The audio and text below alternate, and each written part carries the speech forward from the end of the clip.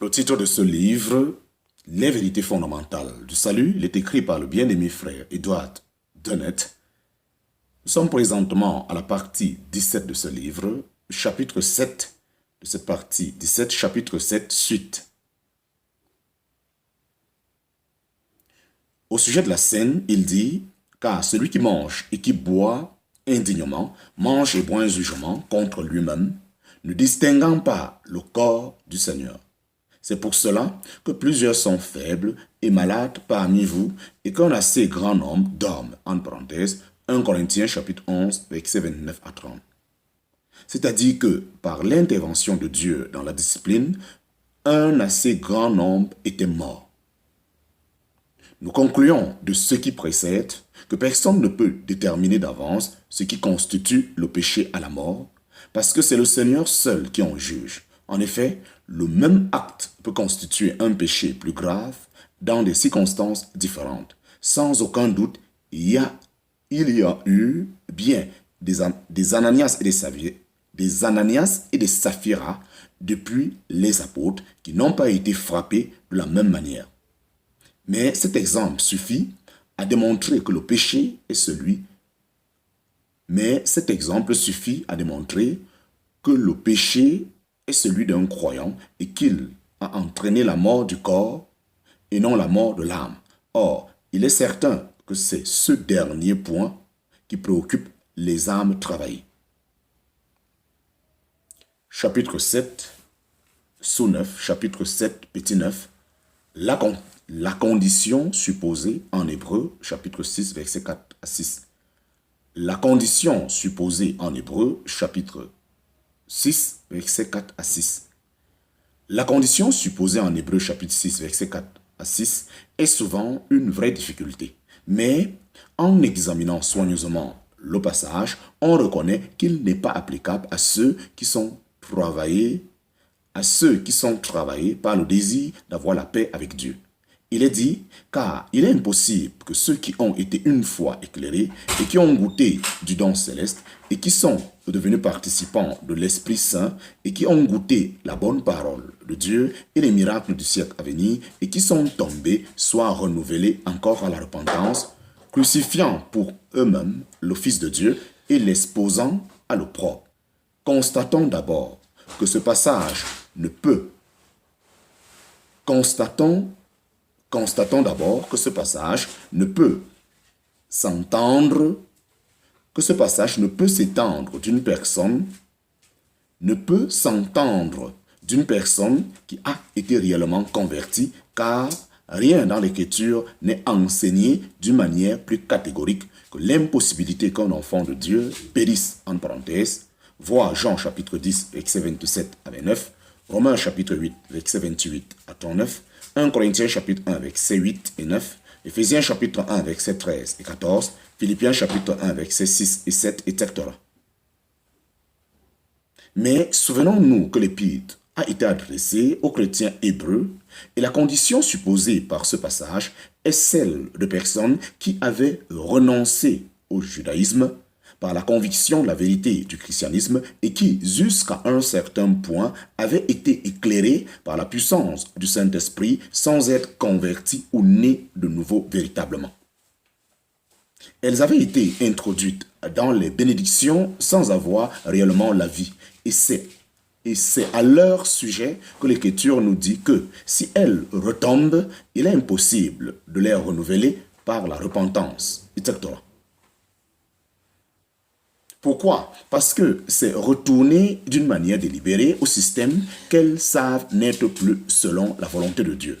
C'est s'identifier de nouveau avec la nation qui a crucifié le Fils de Dieu et ainsi adhérer en connaissance de cause à l'acte de la nation comme crucifiant pour elle-même le Fils de Dieu et l'exposant à l'opprobre.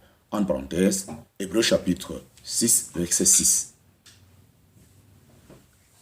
La condition supposée ici est donc celle des apostats volontaires. La condition supposée ici est donc celle des apostats volontaires.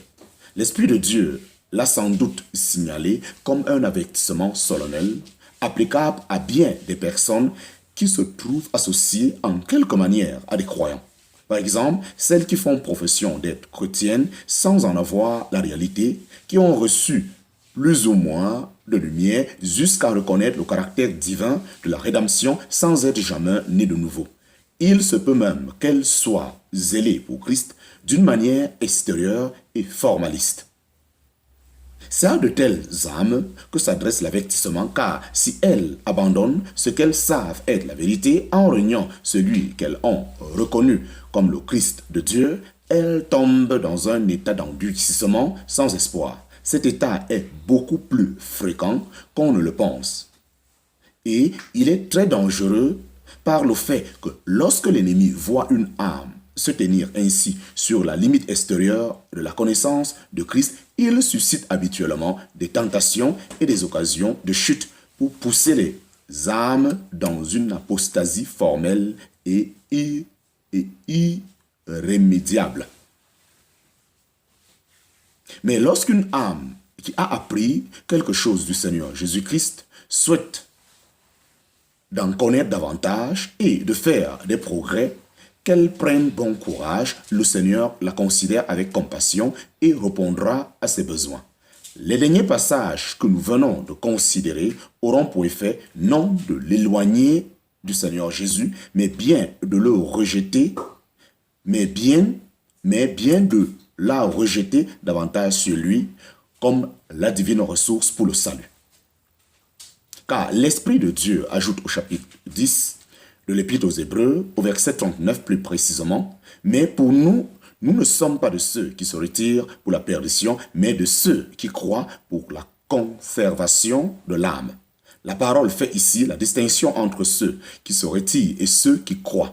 Celui qui croit ne se retire pas. Et si quelqu'un se retire, c'est qu'il n'a pas cru, encore qu'il en ait eu l'apparence pendant un certain temps.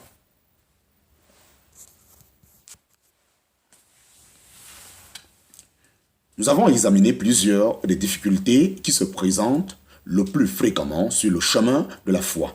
Il en est beaucoup d'autres, suscitées par les circonstances particulières de chaque âme, mais le Seigneur donnera par sa parole le moyen d'y faire face dans un esprit de prière, car la lumière se lève dans les ténèbres pour les hommes droits, en parenthèse, Somme chapitre 112, verset 4, et l'entrée de tes paroles illumine, en parenthèse, Somme 119, verset 130. Fin du chapitre 7, Nous entrons dans le chapitre 8. Chapitre 8, la délivrance. Chapitre 8, la délivrance.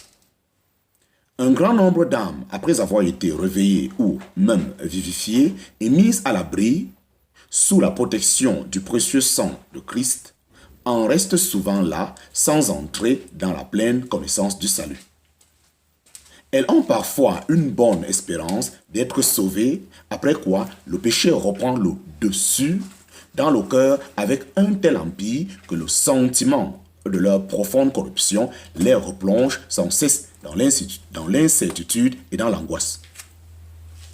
Ces personnes restent ainsi en dehors de cette plénitude de bénédiction qui est la part de tout croyant en Christ, et cela par le fait de leur ignorance des deux natures et des ressources qui sont en Christ, de la part de Dieu, soit pour le péché dans la chair, soit pour les actes de péché. C'est souvent par le défaut d'enseignement ou bien c'est la conséquence d'un mauvais enseignement sur la parfaite délivrance que nous trouvons en Christ quant à notre culpabilité et quant à notre nature corrompue, car le croyant peut dire « Il n'y a donc maintenant aucune condamnation pour ceux qui sont dans le Christ Jésus, car la loi de l'esprit de vie dans le Christ Jésus m'a affranchi la loi du péché et de la mort. » En parenthèse, Romains chapitre 8, versets 1 à 2. Cette vérité est développée d'une manière particulière dans l'Épître aux Romains.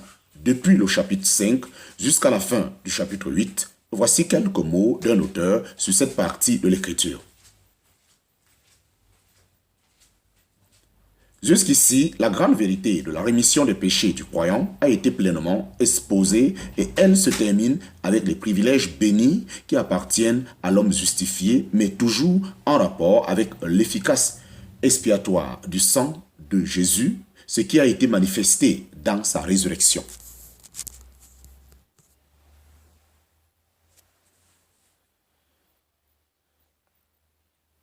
Quoi que ce soit précieux,